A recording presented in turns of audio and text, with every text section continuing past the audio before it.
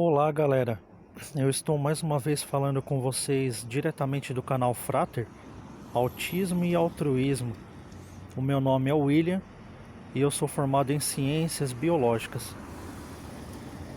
Hoje o tema abordado com vocês é se o autista ele sente mágoa. Bom, a tese seria, parece que o autista não sente mágoa, né? O autista chora, mas ele não guarda aquele rancor, né? Como que isso se dá? Bom, galera, realmente o autista ele não guarda mágoa, tá? E eu vou explicar para vocês direitinho por que isso acontece, por que ele não tem esse sentimento de mágoa. O sentimento de mágoa, gente, ele está muito atrelado às personalidades que possuem o seu ciclo cognitivo fechado, né? O que seria esse ciclo cognitivo fechado? O caminho que a gente tem para percorrer até a formação da nossa personalidade é um caminho, um trajeto de certa forma extenso e longo, onde a gente passa pelas primeiras séries da escola, né? Primeiros ensinos básicos da educação, a gente vai passando para a primeira, segunda, terceira, quarta série, quinta, a gente vai sofrendo algumas alterações, né? E passando por um processo de progressão cognosciva, né? E cognitiva.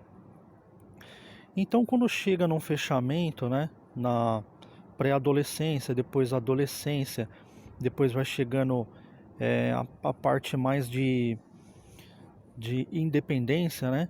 De indivíduo independente que tem que se posicionar no meio, né? Que já começa a se posicionar e já começa a interferir no meio com as suas ideias, com seus pensamentos, ter a sua postura, né, no mundo, né, na sociedade. Nós chamamos isso de um processo cognitivo fechado, né? Já fechou o seu ciclo cognitivo, então esse ser humano ele alcançou a sua maioridade, né? E essa maioridade é onde ele vai começar, logicamente que ele vai começar a colocar em prática o seu posicionamento social. Então vai ter as suas posições críticas referente a vários temas sociais, né, referente ao mundo.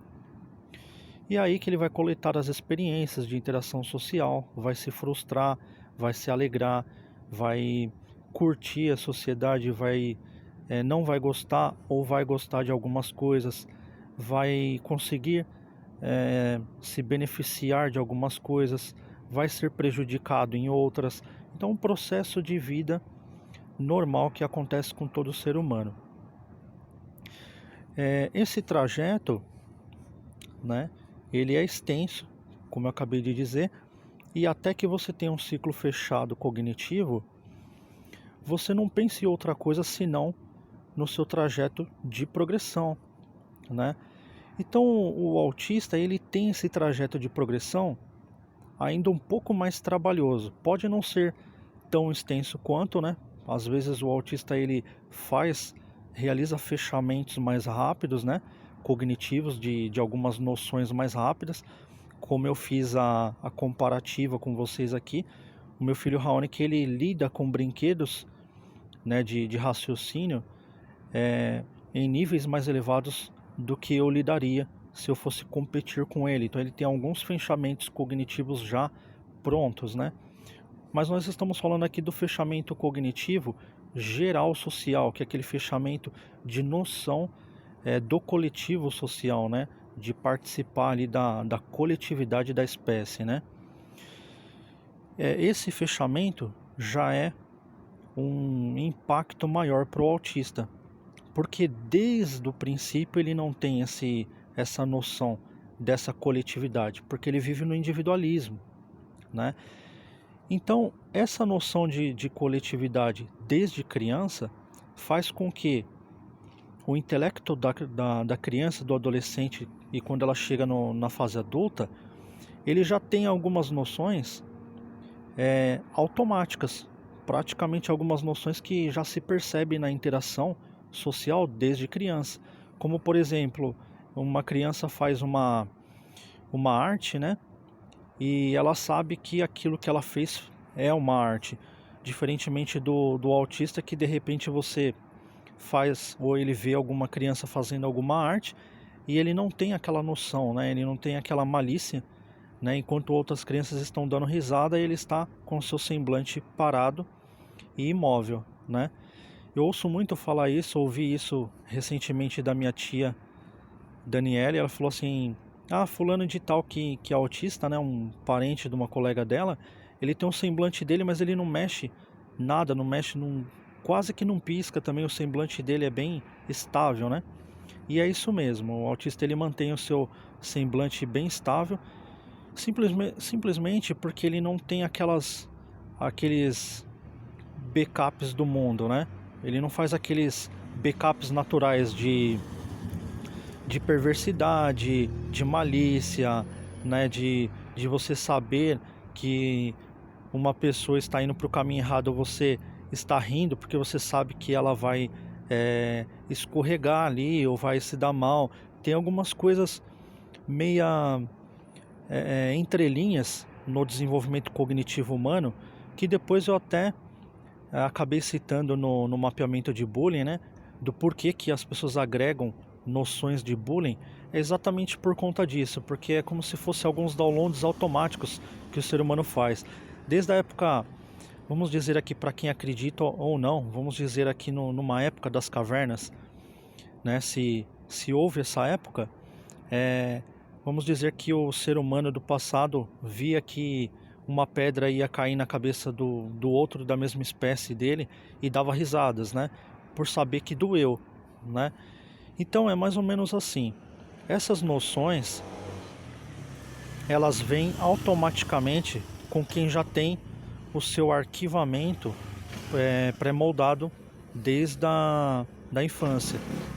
Como em partes, né? Nós dizemos aqui que o autista não tem, aí ele vai ter um trajeto um pouco mais prolongado, então ele não vai ter essa definição. Ele vai chegar ainda no momento de ter esse fechamento. Então o grande atraso dele é mais por conta disso. Ele vai se atrasar um pouco mais, ele vai ter um percurso maior, né? E quando ele chegar nesse nível, né, vai ter outras coisas muito atrasadas também. Então talvez não que ele não dê, né, o valor para esse tipo de cognição, mas quando ele der valor, já vai estar ultrapassado para as outras pessoas. Então vai acabar que essas aplicações nem vão surtir tanto efeito. Então assim, a noção da mágoa, ela vai atrasar juntamente com essas noções maliciosas ao longo do tempo, né? Que o autista vai alcançar lá na frente. Comédias, então, ele vai alcançar um pouco mais tarde, né? E não vai ter muito interesse com isso, a não ser se os pais insistirem muito. Como a sociedade no geral insiste muito com a comédia, né? Parece que a sociedade se alimenta mais de comédia do que de qualquer outra coisa. Obviamente que os autistas vão ser influenciadíssimos sobre isso. Então eles vão ganhar isso mais cedo do que eles ganhariam em uma sociedade clássica, por exemplo, né? Mas mesmo assim ainda é um trajeto longo para eles. E quando eles começarem então a fazer piadas ou a se divertirem com alguns contos ou algumas coisas que a sociedade faz naturalmente, não vai ser tão tomado com tanta normalidade assim para a sociedade, né? Porque a sociedade vai achar aquilo. Então, o que eu sinto muito, por exemplo, é quando a gente tenta aplicar isso, para a gente que está um pouco atrasado, a sociedade meio que ela precisa parar para prestar atenção, como se fosse assim, se a gente não prestar muito atenção, ele não vai conseguir transmitir essa mensagem, né? E é uma coisa que perturba muito a gente, né? Chateia bastante isso, né? Mas isso acontece. Eu não culpo as pessoas, né, por várias coisas que acontecem, porque eu acredito mesmo que o ser humano não esteja no caminho certo, né? de tudo que eu já estudei o autismo, eu acredito que o ser humano ele está num caminho totalmente errado de desenvolvimento cognitivo. Eu acho que não é esse o caminho do ser humano. O ser humano ele praticamente ele está indo para o lado de um dia não precisar raciocinar, né? Ele está indo caminhando para um lado, como o próprio Albert Einstein falava, vai ter um momento em que a sociedade vai pegar o celular, cada um vai ficar no seu canto e ninguém vai conversar, ninguém vai pensar, ninguém vai fazer mais nada, né? E esse momento ele foi chegando e a gente percebeu. Então, para mim, o ser humano ele não está no caminho certo, e vai ser sempre assim, porque imagine só, a sociedade começa. Imagine que a sociedade começa a entender o autismo agora, né? E começa a refletir. Não, agora a gente vai ter que refletir, a gente vai ter que evoluir um pouco mais o nosso processo cognitivo. Aí, de repente, essa sociedade, ela tem só mais uma geração, depois ela vai embora, né? Essa sociedade morre e vem a outra geração. De repente, a outra geração já não quer mais nada com nada. Ela fala assim, isso daí era para os nossos pais, agora a gente está numa época mais moderna, nós estamos em outra época. Então, assim, é um processo natural da humanidade para a gente se conectar, né, com esse processo reflexivo e cognitivo do autista, né, é preciso querer, né, é preciso que você querer. É a mesma coisa de querer aprender. Para você aprender, você tem que querer. Você tem que, no seu silêncio, no seu individualismo, começar a refletir e começar a exercitar o seu intelecto, né? É mais ou menos assim. E não dá para culpar a sociedade por isso, né? Porque a sociedade ela quer apreciar o mundo, ela não quer parar para estudar a causa de ninguém, né? É muito complicado. As pessoas simplesmente passam, dão suas frases assim de solidariedade. Só que as frases de solidariedade, elas não são tudo que o autista precisa, né? O autista ele precisa alcançar a sua independência, né? Que é um dos temas fortes do canal, porque quando não existir mais aquelas pessoas que mediam, né? Que são mediadoras e são moderadoras do autista, né? Ficam ajudando eles, né? Se solidarizando, são as mediadoras em si, né?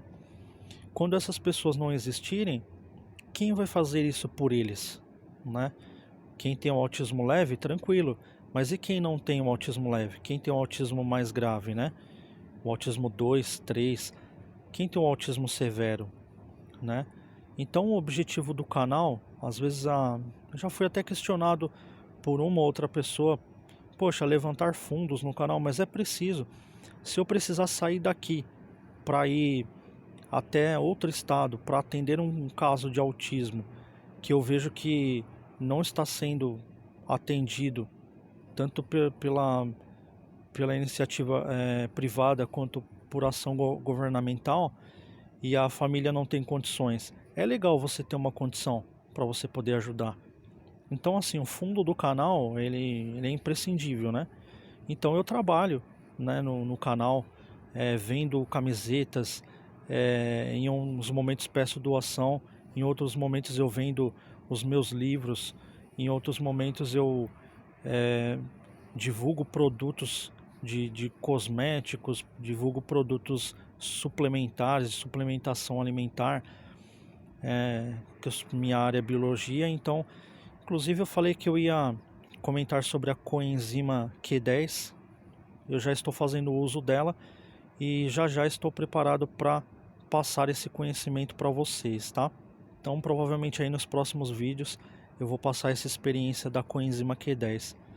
Então, espero que vocês tenham gostado desse vídeo, né?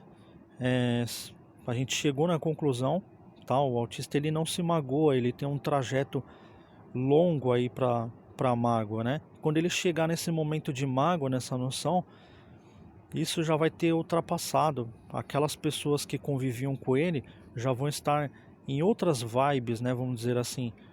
E de repente a conectividade se perdeu.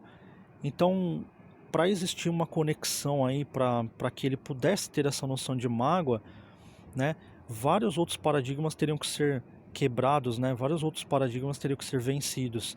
E como é difícil vencer esses paradigmas, então demora até para ele ter mágoa, até para ele ter esse sentimento de mágoa. Então, os autistas geralmente, no geral, eles são seres muito puros em relação à mágoa, rancor, em relação à inveja, em relação a essas coisas, né? Eles realmente não têm conectividade. Essas coisas são atributos da sociedade que está conectada dentro de uma ideologia maliciosa ou uma ideologia do tipo, tá? Isso daí não faz parte, por enquanto, do universo autista. Vai começar a fazer parte depois que ele alcançar o seu apogeu cognitivo, ok? Espero que vocês tenham gostado. Espero vocês também na próxima gravação. Tchau, tchau.